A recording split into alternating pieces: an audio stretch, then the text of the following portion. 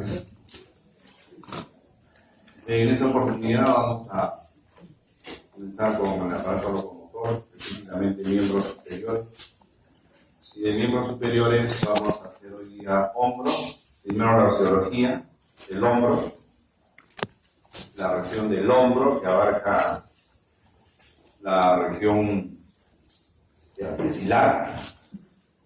La región del hombro abarca la región escapular y región deltoidea. Claro, el término de hombro, generalmente nos referimos a la articulación del hombro. Me ha tocado el hombro, me duele el hombro, pero topográficamente el hombro está constituido por esos tres conceptos: la región axilar, la región escapular y la región deltoidea. Y el último punto que vamos a tocar va a ser la articulación glenohumeral. En el hombro, las dos articulaciones, la glenohumeral o escapulohumeral y la articulación entre la clavícula y el acromio. La articulación acromio-clavicular. Eso es entonces el esquema que vamos a seguir. En la fisiología del miembro superior, de la cintura escapular, la clavícula, la escápula, la osteología del brazo, el húmero, la osteología del antebrazo y, en este caso, la región del hombro con el brazo, es decir, la cintura escapular con el húmero se van a articular, van a permitir el movimiento por esa articulación del hombro, que también es la glenohumeral o escapulohumeral. La osteología del antebrazo por el radio y el cúbito, también unidos a través de esta articulación con el brazo, de la articulación del codo, o húmero radial o húmero cubital. Y en la mano, los huesos de la mano distribuidos en los huesos del carpo, del metacarpo o los metacarpianos, y los dedos por las falanges. Entonces comenzaremos primero por esta parte del hombro, la escápula, la clavícula. Si ustedes ven la escápula, aseméjenlo a que tiene la forma de un triángulo. El triángulo va a tener una base superior y un vértice inferior. Por lo tanto, va a tener tres bordes, tres ángulos, dos caras.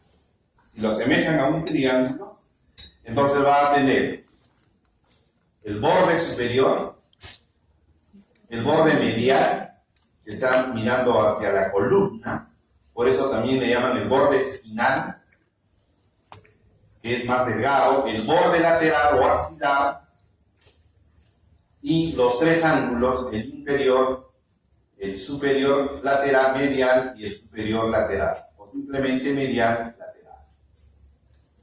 Las dos caras. Entonces, la escápula de forma triangular, dos caras, tres bordes, tres ángulos.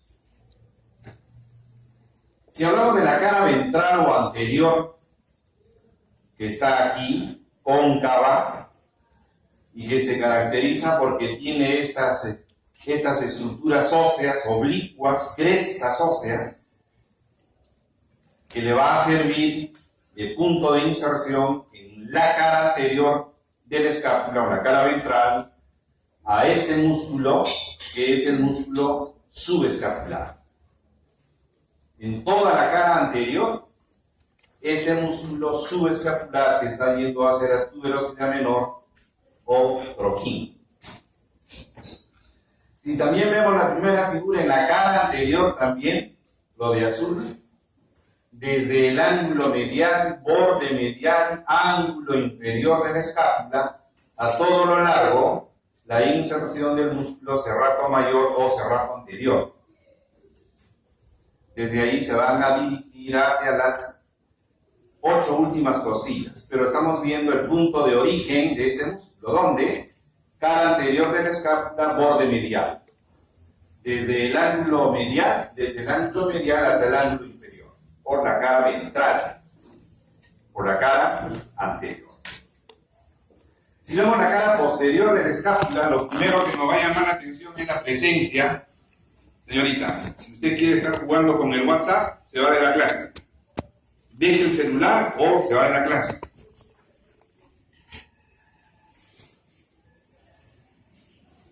Si ustedes se fijan acá, la primera estructura se origina en el borde medial de la escápula. Hemos dicho que el borde medial es más delgado, el borde lateral es más grueso. Y comienza la espina de la escápula desde el borde medial de manera más delgada y va a terminar de una manera más ancha que toma el nombre del acromio. La espina de la escápula termina en el acromio.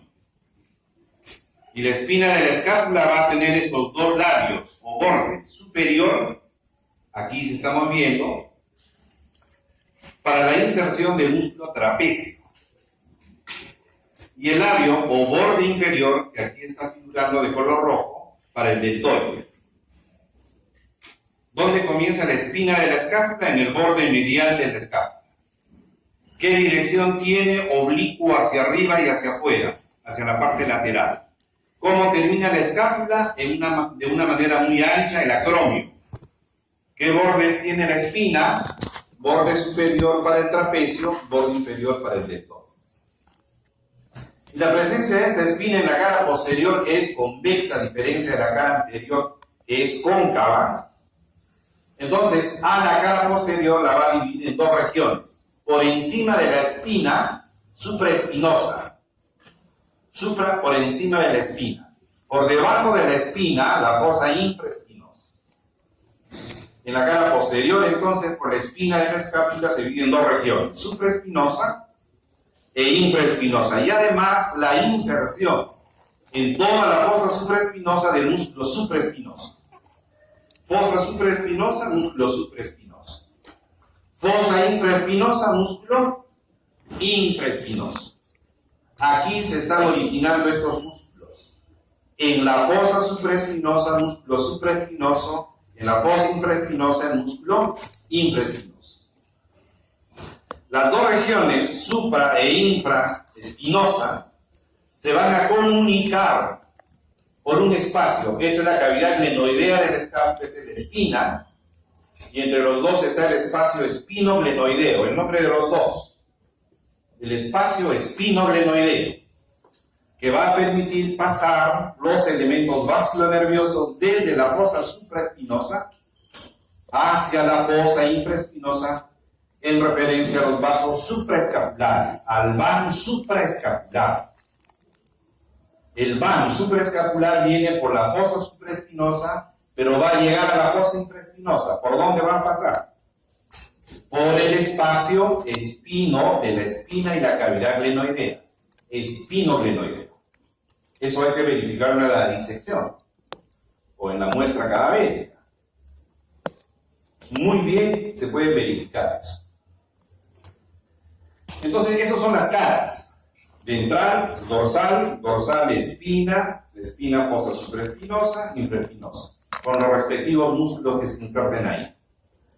Si vemos también los bordes, hemos hablado ya del borde medial.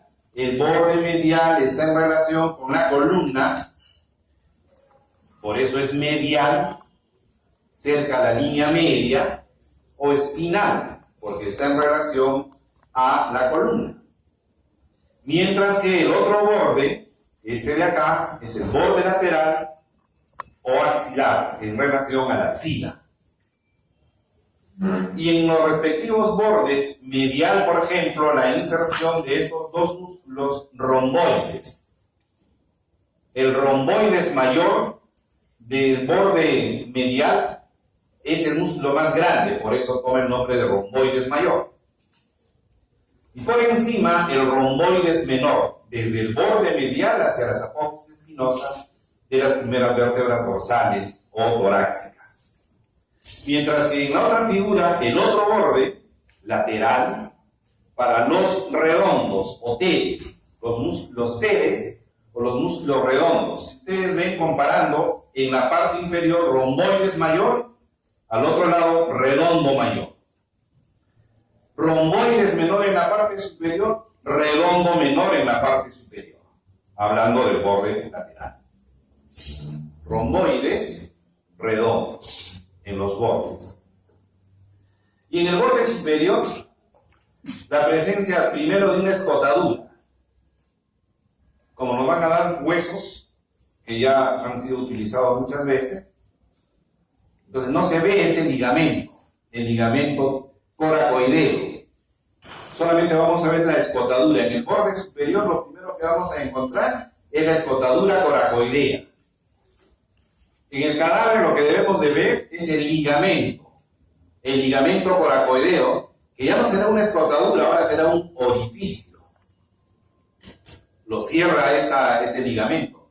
Y si ustedes ven esta figura, el van supraescapular tiene relación con esta escotadura, pero ¿cuál es la relación? Que el nervio supraescapular, que es una rama del tronco superior, el plexo braquial, es el nervio para el músculo supraespinoso e infraespinoso. ¿Cómo entra la fosa supraespinosa? Por el mismo agujero. Mientras que la arteria y la vena supraescapular pasan por encima del ligamento. Eso hay que verificarlo también. Una buena disección se ve perfectamente esta figura. Entonces, el van supraescapular ya llegó a la fosa supraespinosa, irriga el supraespinoso músculo e inerva el supraespinoso. Y van a pasar, miren, por el espacio espinoglenoideo hacia la fosa infraespinosa para que el nervio supraescapular también inerve al músculo infraespinoso e irrigue al músculo infraespinoso. ¿Cuál es el van de la región escapular entonces? Cara posterior. El van supraescapular. El van supraescapular. En el borde superior también vamos a ver este proceso o apófisis coracoides. Está dirigiéndose hacia la parte anterior. Parte del borde superior, miren, medial a la escotadura coracoidea. Y esta apófisis coracoides es un sitio de inserción de ligamentos y músculos. ¿Qué músculos se insertan en la apófisis coracoides? Aquí tenemos al córaco braquial, de la apófisis coracoides al brazo. Córaco braquial. El pectoral menor. Y la porción corta del bíceps. Cabeza corta del bíceps. Entonces, ¿qué músculos se van a insertar en la apófisis coracoides? Pectoral menor, el córaco braquial y la porción o la cabeza corta del bíceps. Y estos ligamentos, por los nombres, no se compliquen, solo analicen, vean el dibujo y lo van a entender mejor. De la apófisis coracoides al acromio. ¿Cómo se llamará? Córaco acromial. De la apófisis coracoides a la clavícula. Córaco clavicular, que son dos. Uno medial y el otro lateral. Los dos son coracoclaviculares, llamado también al lateral trapezoide y el conoide. Ligamento trapezoide, ligamento conoide. O sea que hasta aquí ya tenemos 6 estructuras que se van a insertar en la apófisis coracoides. Más el ligamento córaco-humeral, que es un ligamento de la articulación gleno-humeral. O sea que súmenle ese ligamento más. Córaco-humeral. Los ángulos de la escápula también son sitios de inserción de músculos. Miren acá, por ejemplo, el ángulo inferior. El ángulo inferior. Fascículos del gran dorsal o dorsal ancho llegan a insertarse en el ángulo inferior. El redondo mayor parte desde el ángulo inferior hacia el borde lateral. El serrato mayor, como vimos en antes, esa línea azul que iba desde el ángulo medial, borde medial, ángulo inferior. Este serrato mayor, desde que comienza su inserción en el ángulo medial, borde medial, ángulo inferior. Ahí están los 3 músculos que se insertan en el ángulo inferior del escápula. Y en el otro ángulo, el ángulo el superior o superior medial, fíjense, en el mismo ángulo, este músculo que es el elevador de la escápula. Se le llamaba también angular del omóplato. El nombre correcto es elevador de la escápula. Hacia el ángulo lateral, ¿qué cosa van a reconocer ustedes ahora en la práctica? Deben de reconocer lo primero, que es la cavidad glenoidea, que es la cadilla articular para recibir a la cabeza del húmero y formar la articulación gleno. Por eso se llama cavidad glenoidea, más la cabeza del húmero se llama la articulación glenohumeral. Pero esa cavidad glenoidea además tiene una estructura que la está rodeando, bordeando, para aumentar la superficie que reciba la cabeza humeral. Y aquí vamos a tener al rodete glenoideo, el labrum glenoideo. También se puede verificar en la disección o en piezas preparadas. Es el rodete cartilaginoso que está rodeando al mismo borde de la cavidad glenoidea. Y aquí tenemos entonces al labrum glenoideo. Ojo, el año pasado preguntaron en el examen práctico el labrum glenoideo. O sea que todos tienen que ir a la pesca para ver, digan por favor a sus profesores, quiero ver el labrum glenoideo. Por ahí está disecado. No todos los cadáveres de repente van a estar en las condiciones de hacer ver. Ahora, por encima de la cavidad glenoidea está una tuberosidad, un pequeño tubérculo, supraglenoideo. Por encima de la cavidad glenoidea, el tubérculo supraglenoideo, y por debajo, el tubérculo infraglenoideo. Miren el tendón de la cabeza larga del bíceps, pasando por el surco bicipital entre la tuberosidad mayor y menor. Este tendón se hace intraarticular, va por encima de la cabeza del húmero y va a insertarse, miren, en el tubérculo supraglenoideo, cabeza larga del bíceps. Mientras que a nivel infraglenoideo, la cabeza larga del tríceps, que es el músculo de la cara posterior del brazo. Miren, la cabeza larga del tríceps. Eso es lo que se va a describir a nivel de este ángulo lateral: cavidad glenoidea, labrum glenoideo, tubérculo supra e infraglenoideo, y la llegada de los tendones de la cabeza larga al tubérculo supraglenoideo, la cabeza larga del tríceps al infraglenoideo. ¿Qué es lo más importante que debemos de reconocer en el estudio ahora práctico de la escápula? La otra es la clavícula. Viéndolo aquí, la clavícula, miren, va a tener un extremo medial o external, porque es el que se va a articular con el manubrio external, formando esta articulación manubrio external o externo clavicular, y el otro extremo, que es el lateral, con el acromio. Por lo tanto, es el borde medial o external, que es más grueso, un poco más, más grueso. En cambio, el otro extremo, que va a la apófisis hacia el acromio, es más aplanado. Es una manera de reconocer cuál es medial, cuál es lateral en la clavícula. Va a presentar entonces estos dos extremos. Las dos caras, la cara superior, la cara inferior, con un borde anterior y un borde posterior. Eso es lo que debemos reconocer. Pero ya en la disección tenemos que ver qué relaciones importantes tiene la clavícula. Por ejemplo, una relación importante, la clavícula es el hueso, es el primer hueso que se osifica en el organismo. El primer hueso que termina su osificación es la clavícula. 2. Esta clavícula sirve de referencia para determinar el vértice de la axila. 3. Cambia de nombre la arteria axilar cuando pase debajo de la clavícula para llamarse arteria axilar. La vena axilar, cuando cruce la clavícula, se convertirá en la vena subclavia. Otra relación importante ya de la manera práctica, que es lo que más se deben acordar ustedes para los próximos cursos. La clavícula es un hueso que suele fracturarse. La pregunta es, ¿qué tercio de la clavícula se fractura con mayor frecuencia?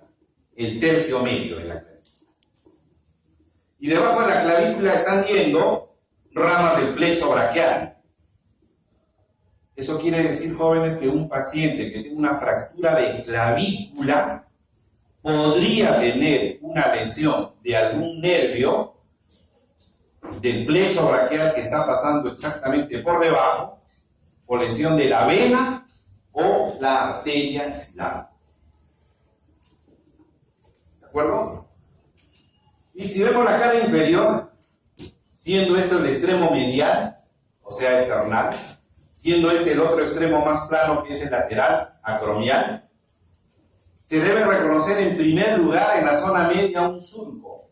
Miren acá este surco. Este es el surco donde se va a insertar el músculo subclavo, desde la primera costilla hacia la cara inferior de la clavícula, el músculo subclavo. Y en el extremo medial va a estar el punto de inserción del ligamento o de la tuberosidad que va a recibir a este ligamento costoclavicular. Y esa es la superficie articular para el manubrio, o sea, la articulación esternoclavicular. Mientras que el otro extremo será pues la carilla o la superficie articular para el acromio. Y dos estructuras acá, miren. Esta, la llamada línea oblicua, que es para el ligamento trapezoide, oracoclavicular, y este otro es como un tubérculo para el otro ligamento, conoide. Se puede ver muy bien entonces en la cara inferior a esta línea oblicua y a esta tuberosidad para el ligamento conoide.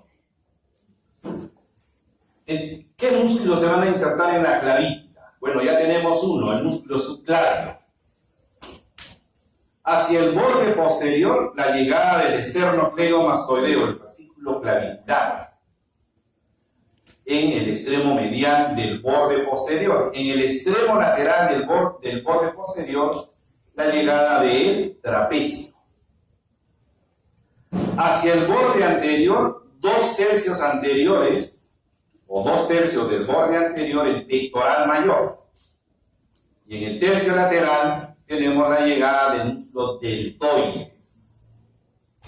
Entonces estos son los indicativos de la inserción de 2 músculos en el borde posterior, de 2 músculos en el borde anterior. Aparte que hay otros músculos más pequeños en el extremo medial que no está representado ahí. El esternocleidomastoideo, el esternocleidomastoideo, que es un músculo del cuello, esternocleido, o sea, se inserta también en la clavícula. Eso con respecto a la fisiología de lo que respecta a la escápula, y vamos a ver los aspectos del húmero. Como hueso largo que es, una epífisis proximal, una epífisis distal y una diáfisis. ¿Qué estructuras van a reconocer ustedes en la epífisis proximal? Tenemos uno a la cabeza del húmero. Rodeando a la cabeza del húmero, el cuello, vamos a tener al cuello anatómico, esto de acá. 3, la tuberosidad mayor, también llamado troquíter. La tuberosidad menor, llamado también troquín. Y entre las 2 tuberosidades, el surco intertubercular o canal bicipital. Canal bicipital. Se le llamaba siempre corredera bicipital. Si nos pegamos un poquito a la bibliografía más moderna que hay, que deben ser las guías para poder nosotros hablar casi el mismo idioma, que es libros de Moore, el libro de Richard Snell o de Gray. Considero eso. De tal manera que hay algunos nombres que ya no estamos considerando, para pegarnos un poquito a la bibliografía radiografía más actualizada. Esto es lo que vamos a ver entonces en la epífisis proximal. Si vemos de arriba, aquí está la cabeza del húmero rodeado miren, el cuello anatómico, tuberosidad menor, tuberosidad mayor, que tiene 3 facetas. Una faceta anterior, media y posterior, justamente para la llegada, para el término de la inserción en la faceta anterior, el núcleo supraespinoso. En la faceta media, el infraespinoso, y en la faceta posterior, el redondo menor. Y en la tuberosidad menor, el subescapular. Más adelante vamos a ver que a estos músculos, a estos 4 músculos, toman el nombre del manguito de los rotadores. Donde se insertan el manguito de los rotadores, subescapular en la tuberosidad menor, supra e infraespinoso y redondo menor en la tuberosidad mayor. ¿Ok?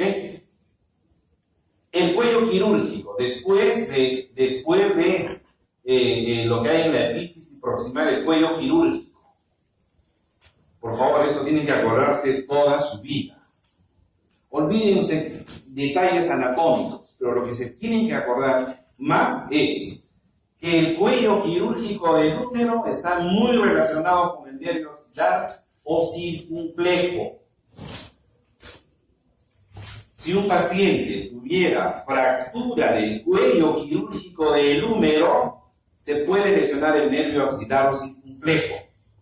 Eso es lo que quiero que se acuerden toda su vida, porque eso se lo van a preguntar en clínica, en traumatología, etc. Entonces, cuando llegan a la clínica, llegan a traumatología, le preguntan, ¿y qué nervio está en relación al cuello quirúrgico? Nadie se acuerda. Porque más se les exigió la última letra de la hoja para la pregunta del examen. Debe ser lo contrario, creo yo. Lo que ustedes tienen que aprender. ¿Por qué? Porque lo que ustedes van a ver cómo este nervio va a inervar a un músculo deltoides, y entonces el paciente va a venir con una limitación funcional del deltoides. Ustedes le van a decir al paciente, señor, a ver, ya tiene la radiografía con la fractura en el cuello quirúrgico. Ustedes dicen, ajá, deltoides. Deltoides es abductor. Señor, a ver, separe su brazo. No va a poder separar. Podrían estar casi confirmando su sospecha solo por esta referencia anatómica. Y este nervio no solamente se puede lesionar con la fractura del cuello quirúrgico, sino cuando se luxa el hombro, también se puede lesionar ese nervio. O sea, que un paciente que venga con la luxación, con el signo de la charretera, ustedes tienen que pensar de que este paciente tiene una lesión del nervio, ¿cuál? Axilar o circunflejo. Miren, viene pegadito. Y también las arterias circunflejas humerales, anterior y posterior. Bueno, puede sangrar, pero este es el más importante porque va a haber una limitación funcional. En la diáfisis hay que reconocer los bordes. Aquí está el borde anterior, supracondilio medial, supracondilio lateral. Las caras medial, lateral y posterior. Y otras estructuras a nivel de la diáfisis. Miren, habíamos hablado de este surco intertubercular, es el surco bicipital. ¿Qué contiene este surco? El tendón de la cabeza larga de bíceps. Y en posición anatómica va a describirse un labio o cresta lateral y una cresta medial. O sea que este surco está delimitado por 2 crestas. Una lateral donde se inserta el pectoral mayor y otra medial donde se va a insertar el redondo mayor. Y el tendón del gran dorsal llega a insertarse en el suelo, en el propio surco intertubercular. ¿Qué más vamos a ver? Miren, el tubérculo deltoideo, llamado también B deltoidea, lugar de origen del deltoides. Y en la propia diáfisis, por ejemplo, miren acá de rojo la inserción del músculo braquial. Ya tenemos la B deltoidea para el deltoides, para el córaco braquial, en la cara medial hacia la apófisis coracoides, ¿no? En el borde supracondilo lateral, dos músculos del antebrazo, el brachioradial, el extensor radial largo del carpo. Este es para el brachioradial, para el extensor radial largo del carpo. Son dos músculos del antebrazo. Músculos que se insertan en la epífisis proximal. Ojo con el examen. Ya no es que les esté soplando. Quiero que aprendan bien. ¿Cuáles son los músculos que se insertan en la epífisis proximal? ¿Cuáles son los músculos que se insertan en la diáfisis? Y lo estamos viendo acá. Y en la cara posterior, vamos a ver este surco radial, canal de torsión. Reconózcanlo bien eso, el surco radial o canal de torsión, que va a contener, miren, importante al nervio radial, al nervio de los músculos extensores del miembro superior, al nervio de los músculos supino extensores del miembro superior. Todo músculo extensor está inervado por el radial. ¿Dónde vamos a encontrar en el brazo al nervio radial, a la arteria braquial profunda y a las venas braquiales profundas? En el surco radial o canal de torsión. Entonces, como la fractura del cuello quirúrgico, si un paciente se fracturara a nivel del canal de torsión o surco radial, que equivale a decir, paciente con fractura de la diáfisis del húmero, equivale a decir, paciente con fractura a nivel del tercio medio del húmero, ¿cuál es el nervio lesionado? El nervio radial. ¿Cuáles son las limitaciones funcionales que tendrá ese paciente?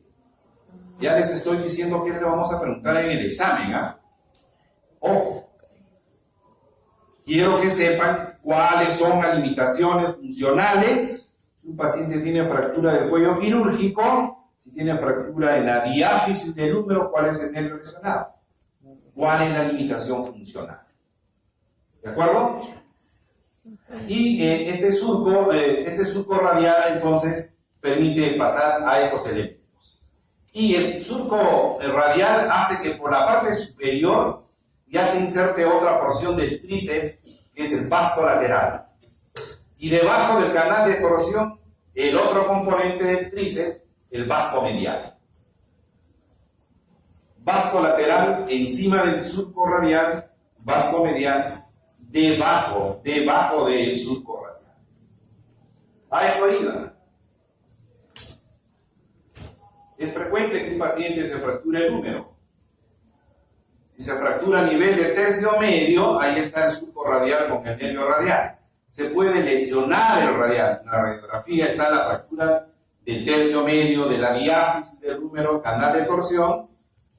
Y después ya no es momento de decir que la lesión va a estar mano en gota. Después veremos en la clase de mano cómo se produce eso. Y en el extremo distal, en la epífisis distal, ¿qué cosa tienen que reconocer? Tienen que reconocer esta estructura que es la tróclea. La tróclea, que es la superficie articular para el púbico. Y por encima de la tróclea, miren acá, el epicóndilo medial. Si nosotros flexionamos un poquito nuestro codo y hacia la parte medial del codo encontramos una estructura ósea muy aguda. Ese es el epicóndilo medial, o el tróclea. Y si vamos con la mano un poquito más atrás, donde decimos el codo es el olecrano. Y entre los dos está un surco. Pongan su dedo y aplasten un poco fuerte. Van a sentir una sensación de dolor o de calambre. ¿Cuántas veces nos hemos golpeado y nos ha producido una sensación de calambre? Por favor, nunca se olviden de eso. A nivel del epicóndilo medial, la epitróclea pasa el nervio cubital. Repito, entre el olecrano, la epitróclea por el canal epitrócleo-olecraniano, va a pasar el nervio cubital. No se olviden, muchachos, fractura del cuello quirúrgico del húmero, nervio axilar. Fractura de la diáfisis del húmero, nervio radial. Fractura de la epitróclea, lesión de qué nervio? Cubital. Fractura del olecrano, fractura de la epitróclea o lesión a nivel del canal epitrócleo-olecraniano radial, perdón, cubital. En el otro extremo vamos a tener al cóndilo, que se va a articular con la cabeza del radio, y el epicóndilo medial o lateral, perdón, epicóndilo lateral o simplemente epicóndilo. Epicóndilo medial a la epitróclea, epicóndilo lateral al simplemente epicóndilo. Importante porque en la epitróclea se van a insertar los epitrocleares, que son flexores. En el epicóndilo, los epicondilios, que más bien serán extensores. Eso ya corresponde a la explicación de antebrazo, pero como estamos haciendo la osteología, les tengo que decir eso. Aquí está la fosita coronoidea, donde va a llegar la apófisis coronoides en el momento de la flexión del codo. La apófisis coronoides ingresa a esta fosa. Y en la cara posterior, la fosita olecraniana. Cuando extendemos el codo, el olecrano tiene que ingresar a esta fosa. Entonces, en resumen, este es el slide más valioso que ustedes deben de recordar en la práctica. Si un paciente se fractura la epitróclea, el olecrano o el canal epitrócleo-olecraniano, ¿qué nervio se va a lesionar? El nervio cubital. Ya hemos visto en el brazo. Miren que aquí también el nervio mediano tiene relación importante con el cóndilo. Y también el nervio radial con el radio. Luxaciones, ¿no? Luxación de la cabeza del radio también está relacionado a lesión del nervio radial a nivel del codo. Fracturas supracondilias, este es el cóndilo. Fractura supracondilia en el codo puede lesionar al nervio medial. O sea que de aquí van a venir dos preguntas para el examen, jóvenes. Si un paciente se fractura el olecrano, ¿cuál es la limitación funcional que tendrá el paciente? Ya veremos las funciones a nivel de la mano, porque el nervio ulnar, el cubital, es el principal nervio motor de la mano. El principal nervio motor de la mano. Entonces es lo que corresponde a la osteología del hombro. El otro concepto que hay que ver es la región axilar. La región axilar, que tiene un vértice a nivel de la base del cuello, va a tener una base o hueco axilar con 4 paredes.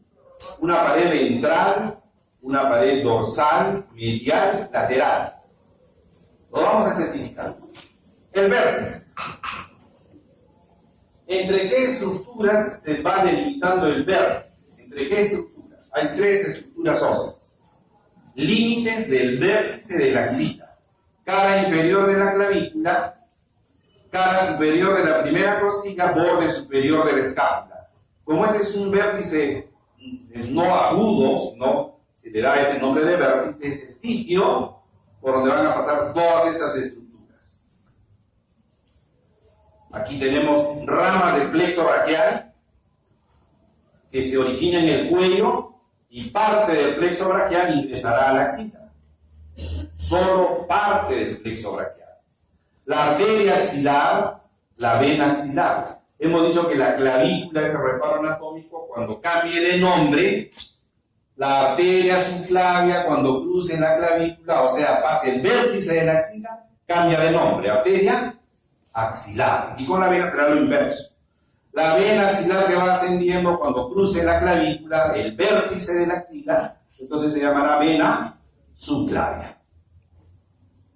O sea, por eso decía, si el tercio medio de la clavícula es lo que más se fractura que los otros tercios, miren, la fractura, ¿qué cosa puede lesionar lo que tiene abajo, en el vértice? Ramas del plexo braquial. Puede lesionar a la arteria axilar, a la vena axilar. Eso es lo que puede lesionar si un paciente tiene una fractura de la clavícula. Entonces vamos a ver las paredes.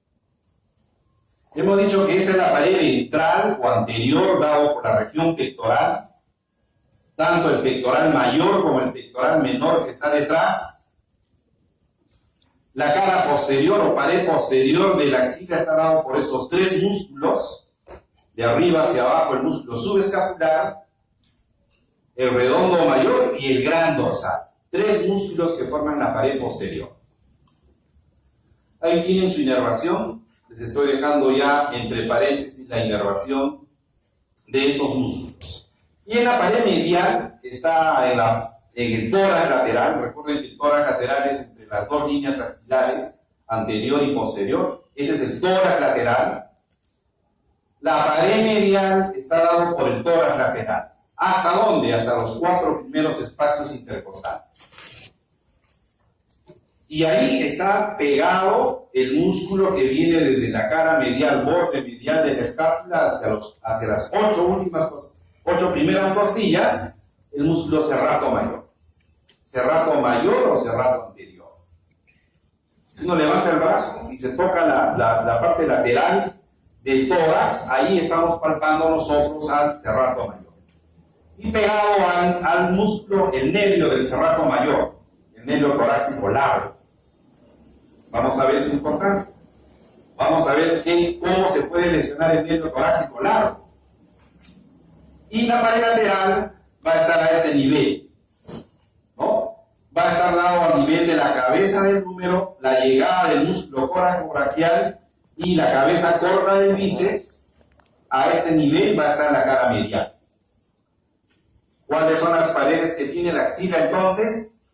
Pared anterior dado por los pectorales, pared posterior dado por el núcleo subescapular, redondo mayor y gran dorsal, pared medial, sobre todo el músculo serrato mayor, y en la pared lateral, este músculo coracobraquial que se une al tendón de la cabeza corta del bíceps. Mención aparte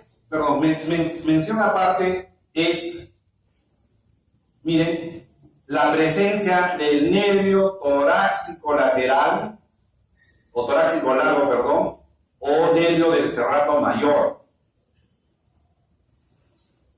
Este nervio se puede lesionar cuando se hace una cirugía de mama. Los oncólogos, cuando hacen resección de la glándula mamaria por cáncer, y quieren hacer una disección ganglionar completa N1, 2 y 3, por la extensión de la enfermedad, por los ganglios crecidos, por lo que fuese, pero se puede lesionar este nervio torácico largo. Si se lesiona el nervio, entonces este músculo no actuaría, no haría su función. ¿Y cuál es la función, entre otras funciones, del serrato mayor? Es aplicar la escápula a la jaula torácica. Es decir, se encarga de mantener pegado la escápula a la pared torácica. También es inspiratorio y también es abductor más de 90 grados. Entonces, si este nervio no funciona, el músculo no funciona, y miren, eso es lo normal y la escápula se protruye hacia atrás. Se llama la lesión escápula alada o escápula alata. Traumas. En la emergencia un montón de politraumatizados, de cortados, de asaltados. Hace poco nomás uno de estos artistas llegó con una botella, metieron en el cuello y debajo de la clavícula. Hay pacientes que vienen con cortes en la pared abdominal, en la pared lateral. Alguna vez se ha visto lesión de este nervio por corte profundo de esa zona. Entonces, una paciente operada de cáncer de mama, si se lesionó este nervio al día siguiente o los días subsiguientes, puede tener esto. Doctor, pero ¿qué me pasó? No sé por qué, mira, esto, mi omóplato es lo que dice el paciente. Miren cómo está. Entonces el interno, el residente que va a verlo, uy, ¿qué será eso? Escápula alada, o alata. ¿Lesión de qué nervio? Del serrato mayor o torácico largo. Eso es en la pared medial. Este es el pectoral mayor, un músculo grande que viene a insertarse. Aquí están los niveles de inserción. Borde del cuerpo del esternón y el manubrio, los 6 primeros cartílagos costales desde aquí, los 6 primeros cartílagos costales, va hacia los 2/3 del borde anterior de la clavícula, y de ahí se van a dirigir hacia la cresta lateral del surco bicipital o surco intertubercular. Es el lugar donde termina. ¿Qué funciones tiene este músculo? Flexor del brazo, aductor del brazo, rotador medial del brazo. Y la irrigación, el pectoral mayor para los cirujanos plásticos también es muy utilizado para hacer colgajos. Los cirujanos plásticos de reconstrucción saben mucha anatomía, saben por dónde va la irrigación, saben por dónde está la arteria principal y el nervio. Lo disecan, lo rotan y lo llevan a otro lado, manteniendo su irrigación, manteniendo su inervación. Y el pectoral mayor es uno de los músculos que tiene una gran irrigación. Por ejemplo, aquí está la torácica interna, que dan las intercostales anteriores, las perforantes de las intercostales anteriores irrigan al pectoral mayor. La arteria torácica superior, la rama pectoral del tronco tóraco-acromial, la torácica lateral, la mamaria externa. Entonces, por todos lados le está viniendo una irrigación adecuada al pectoral mayor. El pectoral menor, posterior al pectoral mayor, miren, viene a insertarse en esta cara externa de las costillas 3, 4 y 5. Y de ahí se van ¿a dónde? A la apófisis coracoides, desde presor del hombro. La relación es más importante del pectoral menor, porque el pectoral menor, por ejemplo, es el que determina los 3 segmentos de la arteria axilar, o las 3 porciones. Como la arteria axilar pasa detrás del pectoral menor, entonces hace una primera, segunda y tercera porción que lo vamos a ver más tarde. El pectoral menor es el reparo anatómico para que se determinen los 3 niveles ganglionares de la axila. N1 debajo del pectoral menor, N2 en el espacio interpectoral y N3 entre la clavícula y el borde superior del pectoral menor. Antiguamente, cuando la mujer tenía cáncer de mama, hace 30 años atrás tal vez, había una técnica quirúrgica que le sacaban el pectoral mayor y el pectoral menor.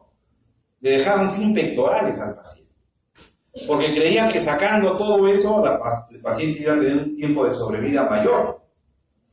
Ha pasado los años, ahora esa técnica de Hansen ya no se hace. Las técnicas más radicales actuales, podría o no podría sacar al pectoral menor. O sea que sí podría sacarse al pectoral menor en una cirugía de mama. ¿Cuál es la razón? La disección ganglionar. El retirar los ganglios, porque esos ganglios van a tener enfermedad cancerígena por metástasis linfática. Y acá podemos ver entonces las particularidades. Miren que el pectoral mayor está envuelto en un estuche aponeurótico. O sea que tiene una hoja anterior, una fase anterior. Miren, viene desde la clavícula, cara anterior del pectoral mayor, llega al borde inferior y acá se divide en 2 hojas. Una que va por detrás del pectoral mayor, que es la fascia posterior o aponeurosis posterior, y la otra que se extiende hacia la pared posterior de la axila, que es el ligamento de la axila, ¿no? Esta fascia del hueco de la axila.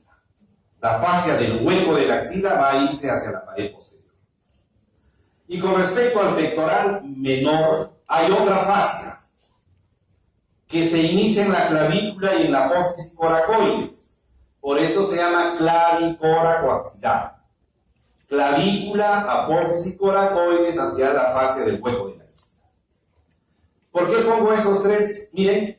Primero, esa fascia clavicoracoaxilar envuelve al subclavio, después se junta y se va a llamar la fascia clavipectoral cuando llegue al borde superior del pectoral menor, se abre en dos para envolver al pectoral menor, entonces se llama la fascia propia del pectoral menor. Al llegar al borde inferior se juntan otra vez y va a llamarse ahora el ligamento suspensorio de la axila, que se une a esta fascia del hueco de la axila. Esa es la característica de la fascia clavicoracoaxilar. Tiene tres componentes. Y aquí está el espacio interpectoral. Este espacio interpectoral, miren cómo le llega el nervio pectoral lateral al pectoral mayor. Atraviesa desde el cordón lateral el nervio pectoral lateral para el pectoral mayor. Para que llegue al músculo, tiene que pasar por el espacio interpectoral. El pectoral mayor tiene otro nervio motor, el pectoral medial. El pectoral medial es para el pectoral menor. Inerva el pectoral menor, atraviesa el pectoral menor, atraviesa el espacio interpectoral y llega al pectoral mayor. Así como los nervios para el pectoral mayor están llegando por el espacio interpectoral, las arterias y las venas para el pectoral mayor también se van a encontrar en el espacio interpectoral. Y ganglios interpectorales, que toman el nombre de los ganglios de Rotter, que corresponden al segundo nivel ganglionar, N2. Esa fascia clavipectoral es sumamente importante porque va a contener al tercer nivel ganglionar, o sea, el grupo apical de la axila.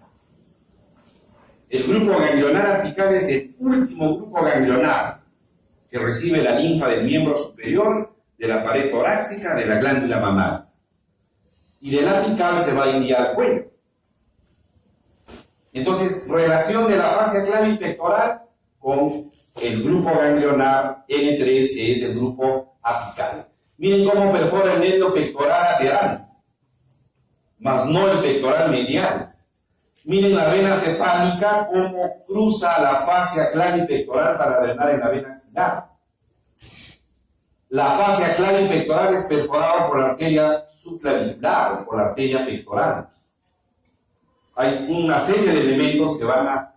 Miren acá cómo llega la vena cefálica para drenar en la vena axilar perforando a la fascia clavipectoral.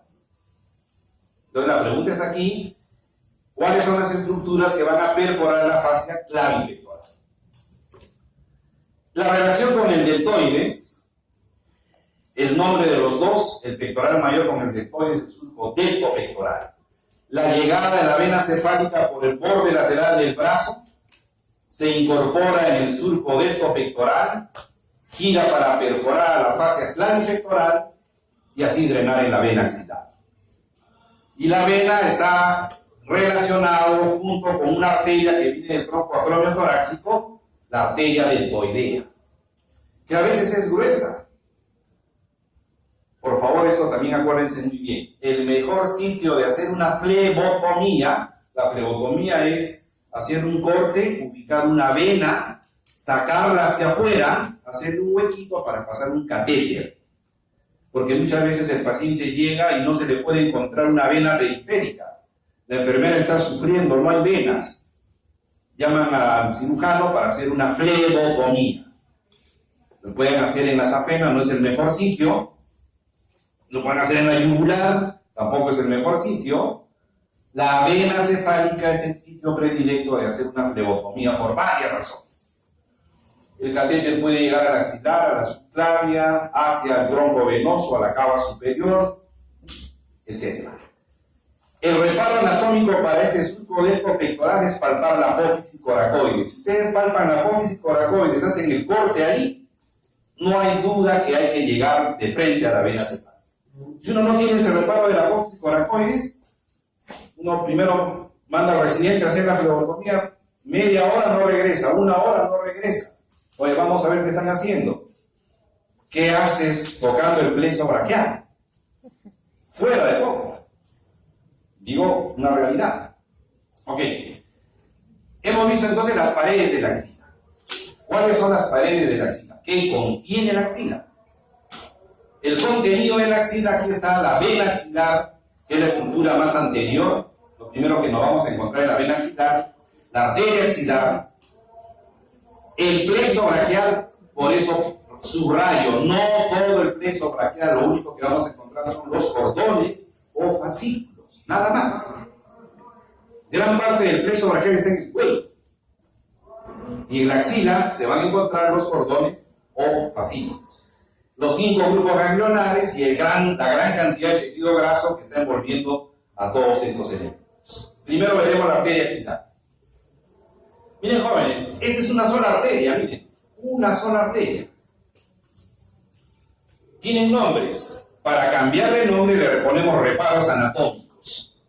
¿De dónde a dónde se llama la arteria así? ¿Y de dónde a dónde se llama la arteria así? Bueno, la arteria subclavia, cuando cruce la clavícula o el vértice, se va a llamar arteria axilar. ¿Hasta dónde? Hasta el borde inferior del músculo redondo mayor. ¿De dónde a dónde es arteria axilar? Vértice de la axila o clavícula hasta el borde inferior del redondo mayor. Y entonces cuando pasó al borde inferior del redondo mayor, ya cambia de nombre, la arteria braquial. Es la misma arteria, si ustedes ven. Entonces tenemos que recordar los reparos anatómicos para llamarle arteria subclavia, arteria axilar, arteria braquial. La relación importante de la arteria axilar es que va a pasar detrás del pectoral menor. Y al pasar detrás confiere las 3 porciones del pectoral, de la arteria axilar. De la clavícula hacia el borde superior es la primera porción, entre el borde superior y el borde inferior es la segunda, entre el borde inferior y el borde inferior del pectoral menor y el borde inferior del redondo mayor es la tercera porción. ¿Quién determina las porciones de la arteria axilar? El pectoral menor. Entonces, en cada porción van a dar arteria. Bien fácil para que se acuerden. En la primera porción, una rama. De la segunda porción, ¿cuántas? 2. De la tercera porción, 3 ramas.